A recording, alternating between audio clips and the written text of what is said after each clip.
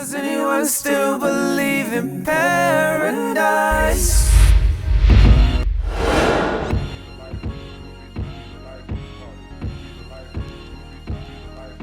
The posterity of legendary Hollywood gold, and an artist in her own right. I am sitting next to Dior Ravel Hales. She is the daughter of legendary Bernadette Stanis, who played Thelma in the 1970s hit Good Times. By herself, she is an entrepreneur, she loves to sing, and she's enlightening, and she has a philosophy on, which I think is quite interesting, a philosophy on anti-bullying that I'm excited to delve into. Again, welcome to the Jenleeíon Circle, Dior. Thank How are you you? for having me here. Especially that name, Dior. Can I say it in Dior? Dior. Dior. Yes. Thank you so much for being here. Yes, thank you for having me. So I guess one of the things, we'll touch on the experience of being the daughter of the Thelma in just a bit, right? Right. First, I'm gonna step back a bit because you parlayed into acting yourself in the sense that you went to a prestigious acting school, right? Yes. Was that something that was laid upon you because of who your mother was, or something that you naturally gravitated to because she let you sort of find your own way? Well, she introduced it to me. She asked me if I wanted to do it, and I wasn't sure about it, but she just wanted me to get the experience, be around all the other kids that were, in that kind of like world of acting and stuff. And I had a good time at the school. I learned a lot. I came out of it, maybe I wasn't quite ready for acting at that time, but I'm glad that I did it because I learned, just how to handle yourself in the public eye, on the camera, and stuff like that. And it was, that school taught me quite a bit about, just being a presence, and knowing your character as a person. So I definitely enjoyed the experience, but not till my later years I realized that maybe I could act, maybe I want to, maybe I want to be on the screen, and I think that kind of came after we were talking about and taking the power. Because I wanted the camera to see the power that I discovered about myself. Yeah, I think that's important because and I'm speaking to Tim and Direct. One of the amazing things that he said to me is that what you say about yourself, what you say to yourself about yourself while you're by yourself is what determines self-worth. And to me, that translates to that whole empowerment, that self-empowerment. Again, what you say to yourself about yourself when you're by yourself, that was really incredible to me. So kudos to you in the self-empowerment. You said that it helped you build character, right?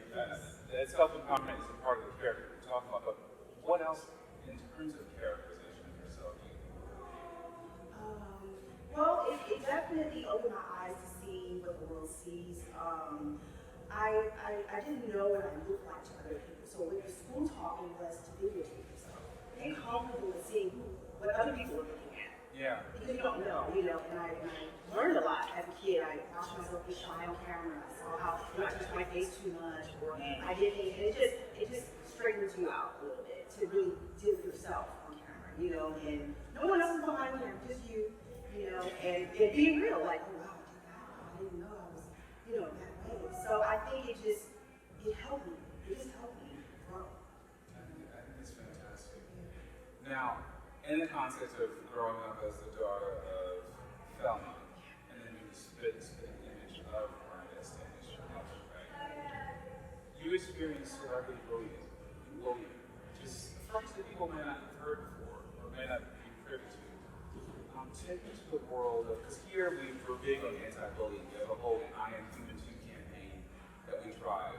Obviously, with being blind and all the stuff that we've done, bullying has been a large part of our life. It just as being African Americans, obviously. Discrimination is a big word for bullying, right? Yes. But celebrity bullying, celebrity child bullying.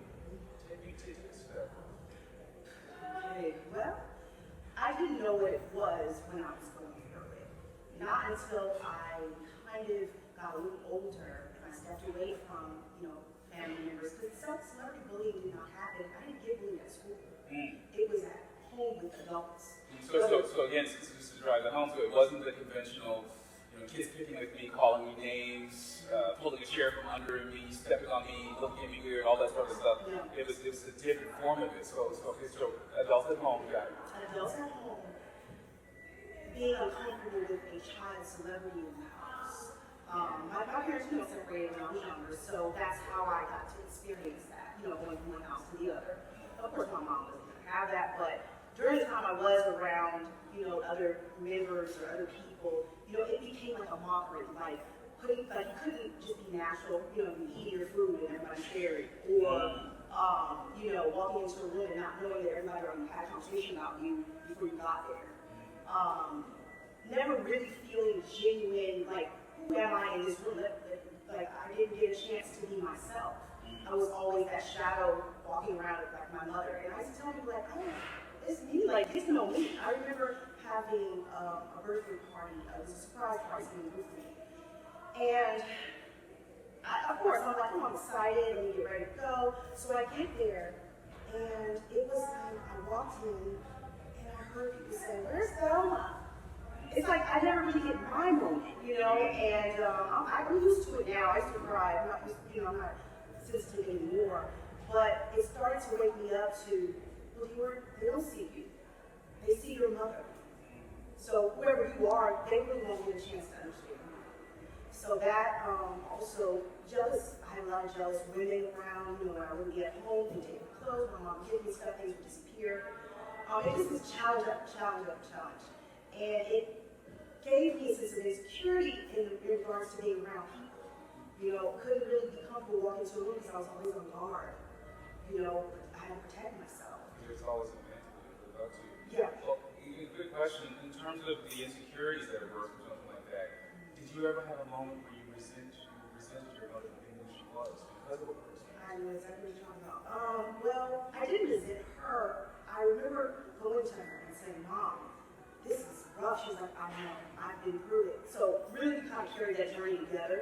She gave me her experiences, and I was like, Mom, those are happening to me too. She's like, yeah, they're going to keep happening.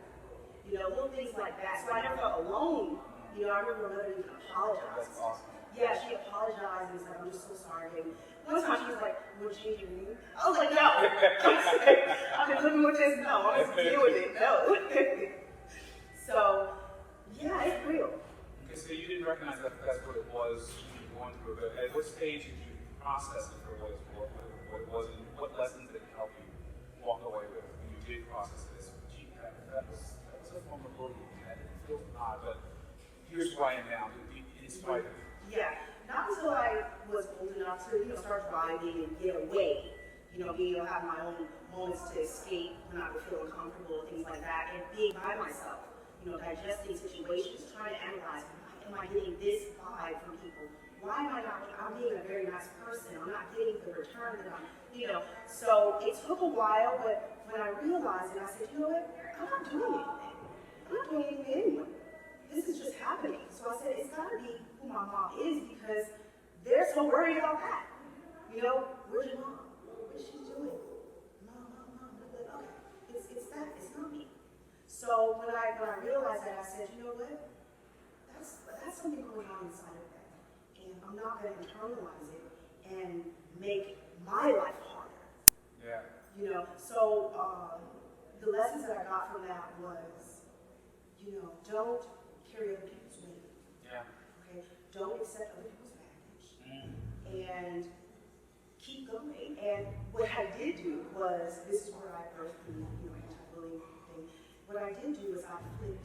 I said, you know what? The harder they come at me, the more I'm going to be. The better I'm going to be. And that's what I did. I've had shoes stolen. I've had things thrown across the room. And that was fine, but I still went out and bought more stuff. I didn't show them that was the end of me. I'm not there. I'm not in those things. Yeah. You don't even know me because you didn't get a chance to know me. So. Yeah, absolutely. So, with that being said, obviously you are not Thelma. You're the lineage of Thelma. And in that, if you were to sum yourself up, who are you? I'm a confident, strong woman. I believe in everything that, I believe you can be anything you want to be in this world. You can change your mind. Yesterday was a bad day. Tomorrow can be anything you want to be. So I think I'm the type of person who believes in growth. Anything, wanted this world to make happen. I love the magic of life.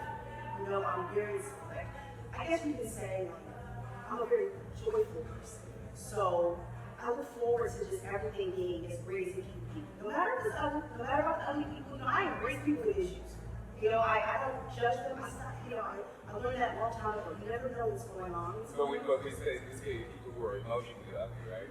That's all right. Yeah. That's what we talk about here. Yeah, we talk about the people with the Yeah.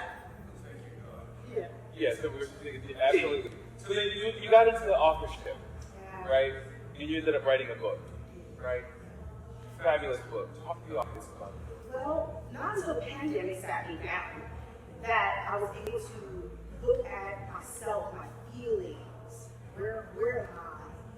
What do I need to get off my chest? And I remember it came to me, I was sitting on that bed, it must have been a few months in, and I was like, I need to do something here. And it just started coming out, and I started to release the hurt, release the pain on paper. First it started with an argument on paper, like, I'm not dealing with this anymore. I'm not, you know, and then it turned into, okay, wait a minute, I can teach someone from this. And it turned into a lesson. Then it turned into some, you know, blessings. And I said, you know what? This book is not going to be a beat down of the people that did anything to me. I'm not going to glorify that. This book was, let me show you what people do when this is done to them. You know, let me show you how to, whoever reads it, let me show you how to look at life a little differently so you can have the best life you want. I wanted to empower people. I think I had a moment of pride. I cried for a while because I was like, you know, there are some children who have died, killed themselves from being tormented by other people. And I said, you know what? Maybe I can explain to them that don't go that far. Don't internalize that trauma. You know, don't believe in other people's words so much. Why are their words more important than yours? Yeah. You know? And what I feel like about what you said is that the book, I've used this phrase when I wrote a childhood memoir that was about horrible things that happened to me. And what sticks to me is I always used to say that the book doesn't read as a laundry list of horrible things that happened to me, right? But it reads as a, you know, these are things that happened and what that person can become or what I became in spite of. Right. That's what, in terms of synergy, that's what jumped out as me when you were saying that it's not a literary beatdown of everything that everyone has done to you, but this is what can happen. And then even what resonates so deeply, you know, as a person formally, was one of those kids who wanted this because of this, because of that. The fact that you touch on that, I get the sense that it's deep for you as much as it is for me. So in terms of, obviously, we do know that over the past few years that, unfortunately, young people committing suicide has exploded astronomically, right? Speak to that broken child if you can. I don't cry about it. And it's really compassion that I feel. You know, I don't, you know, actually know someone, but I know the stories, the horror stories. And I know that I've seen the ugly, and I've seen what I would call the feeling they carry. Yeah. Okay? And because of that, I know that the God in me, I'm like, I can identify that. But there's so many people that can't see that truth.